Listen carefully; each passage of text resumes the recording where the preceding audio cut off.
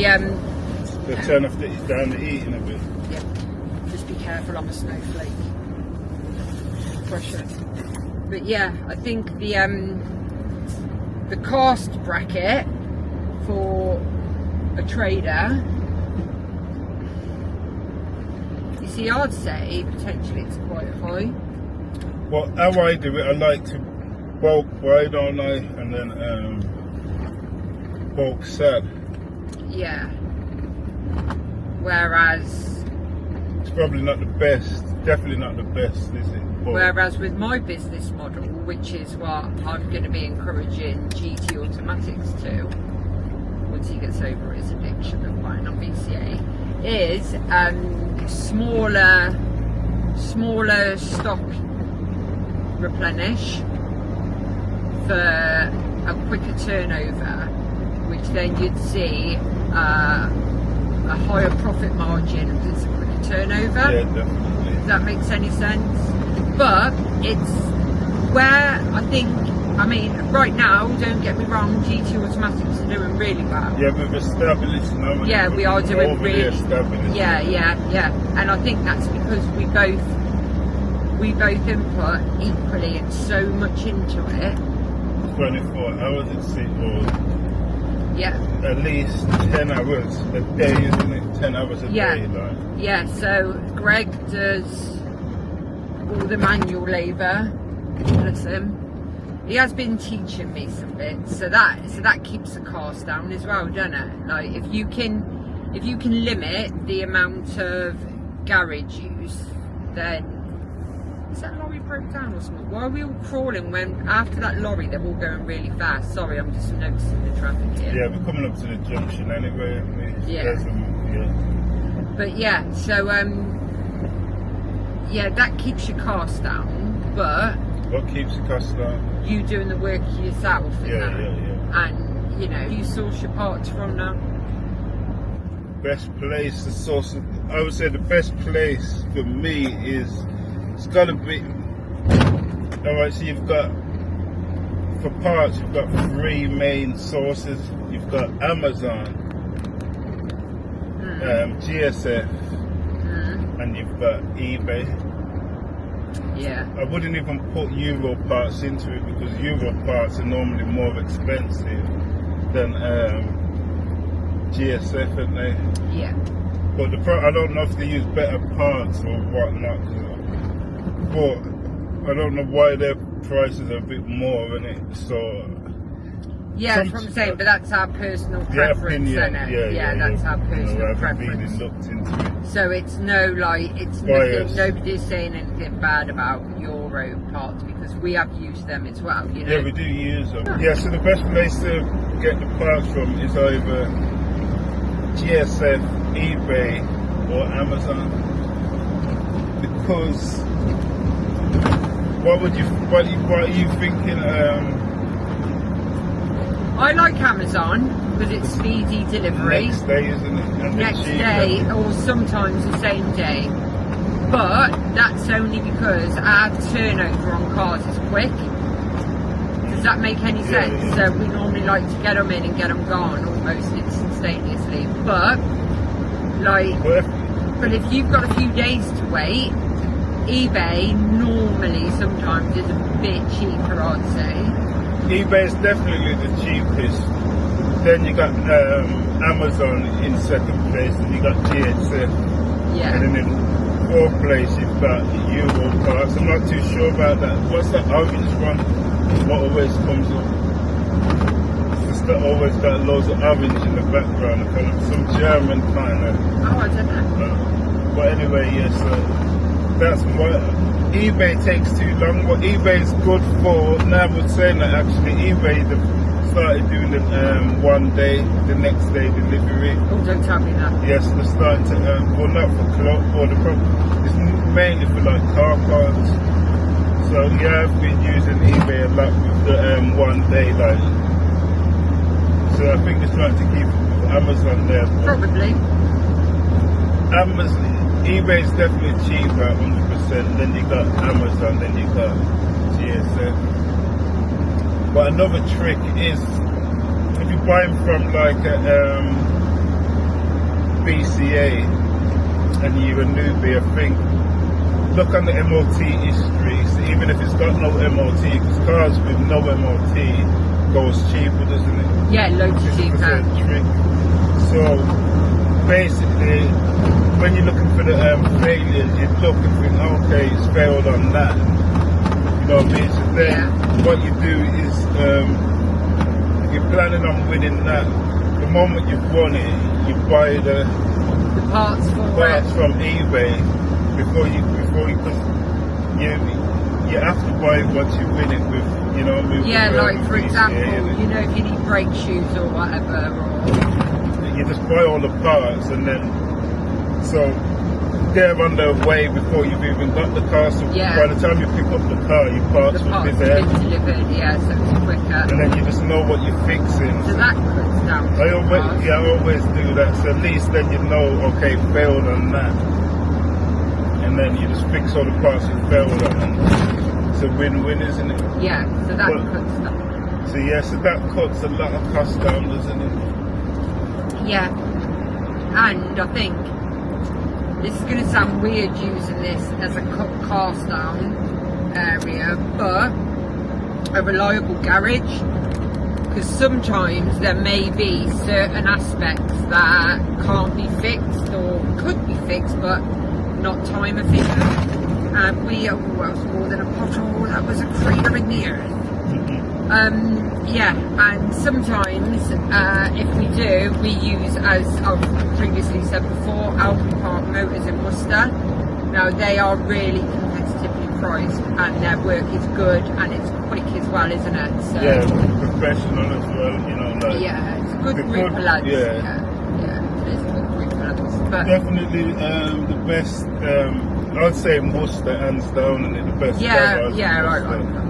Because I've you greeted with that the woman on reception, she is lovely on reception, and you greeted with like a genuine smile and like, I don't know, just customer service. Like any business really is like customer service is definitely first, you know, like that's what actually grows a business, you know, like so if the customer service is bad, it's just like you just don't want to go back, but they actually, you feel like, you know, you can trust them straight away, and they've got that, and you know what I mean, like literally bring a car in and then within a couple of hours to say, it's this.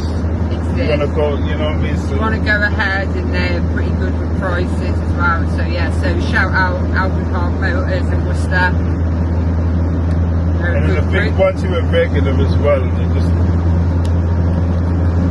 that's what I mean. I think they have a good regular base because they are fair.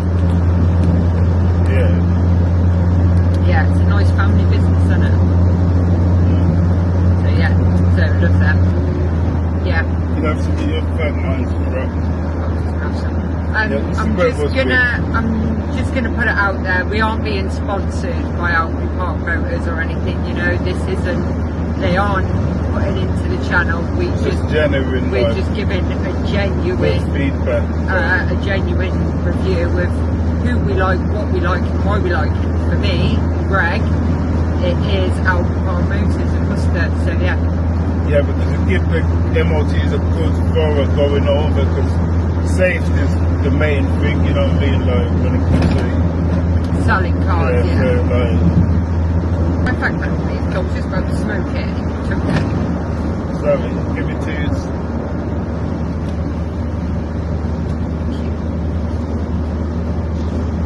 So if you want to start off being a trader, could you actually how would you get into it then? Could you reckon you could just let me think, what do you need? I'm an 18-year-old, 20. Well, I am 26, and it's just not. Oh, okay, whatever. Yeah, he's 26. Yeah, you're 26. Go on. He's not 26. I'm 26. Okay, you're 26. Go on. And I'm 14. Yeah. So you're a youngster, even at old, you know, like you just want to change career. What do you think you need? Like, You reckon you could do it from a loan from the bank, or? I think it depends on your business model, really. I mean, I think there are a couple of avenues you can look at. So if you're going to say, I'm going to start on a bank loan, then you would have already had a structure. Sorry. Hello? Alright, we'll do. Alright. We're just on our way to Blackbush to pick up a car, so yeah. Love you, babe, love you, babe. Yeah, so sorry, where was I? So yeah, I was saying, it's, if you've gone through the process of a bank loan, then I would say you have a structured business plan in place, and then you're going to be going straighter into the higher end. So if you're one of those sort of people... You reckon, because you could get £1,000 from the bank? Okay, if you were doing like £1,000, then yeah, whatever, but no, I wouldn't. I'm more of a strategic person. I would never quit a day job until I know that it's financially sustainable. Unless you know business, like, you have to really know business as well, innit? Yeah, like, I think if you want to quit your day job, I mean, like, you know, we're lucky because we already have a strong business plan in place. Plus having it on the different businesses. And yeah, there's other avenues. Plus, I'm a manager Loaded. for a large. Eh? Joking. What'd you say? Loaded. Loaded. Yeah, apparently I'm loaded. Yeah, so I'm a manager for a large organisation, so there is that continuous salary coming in, so that's an advantage. But no, I wouldn't, unless I had a car lot, okay, and I'm at the position where you know you've already established and you know your turnover and you're going to be selling at least 3 cars a week in your profit margin, you know, in your point of sale is potentially about 3 grand per car, because we all know the minute it goes into car lot sales, the price of the car trebles, you know, like, so you could potentially be more busy selling from home, because if you're happy to do the lower value cars, you're going to sell a lot more of them. Yeah, definitely. Yeah, Cost of living, people paying their bills, do you see what I'm saying? So it's like you are going to sell a lot more cars. But then if you're in the car lot, then chances are your cars are going to be starting about 3 grand because the amount of overhead you've got. And you need to be dabbling in the finance side of things because people just ain't got that kind of cash. Yeah, so it's definitely starting from home. You need to start from, unless you've got like a farm or whatnot. Well, yeah, well, we've benefited from how we do ours, haven't we? Yeah. You know, because that's just how our business plan is. You know, but then you have other successful garages out there, don't you? I mean, we actually subscribe to another channel. It was Valley Autos. We subscribe to Valley Autos and we watch them grow. You know, we've been watching them for time, haven't we, really? Yeah. Since the start. Yeah, and we've watched them and, gosh, it was like a ritual. It still is for us to watch them. We've watched them grow. So, yeah, I think it just all depends on your personal business path as to how you're doing it, so to say. I mean, we aren't a garage which offers repairs to others. So our business plan is solely buying and selling cars, whereas we can do the repairs, but we don't offer that service out because our cars come in and go out so fast, and Greg is so busy on that end of things that we haven't got the time to offer that, and if we did offer that, we'd potentially be down in profits. Yeah, basically. Well, we haven't got the premises anyway, so we could do mobile, but no, it's not really where... It's not where we want to be, is it? It's not worth it, actually. No, it's not. That's not GT automatics, that's not what we want it to be. So yeah, I mean, I think, you know, other places that have progressed into that have done really, really well, but we're just quite happy buying and selling. Well, yes, so starting off, you can start, it all depends on your mindset as well. Not everyone, you know, like two people can do exactly the same thing but with different results. Yeah. So sometimes you have to break it down. When you break it down, things like that, you have to break it down for loads of different mindsets. You see what I mean? Like, so it's all good and well, like thinking how comes he makes that, but someone else wouldn't have the same results because of their business mind. Like, I've been doing business since I was probably 15 and probably even younger than that. So, but I would say you could start off with literally £100 if you're a hustler. Yeah. I'm a hustler, baby.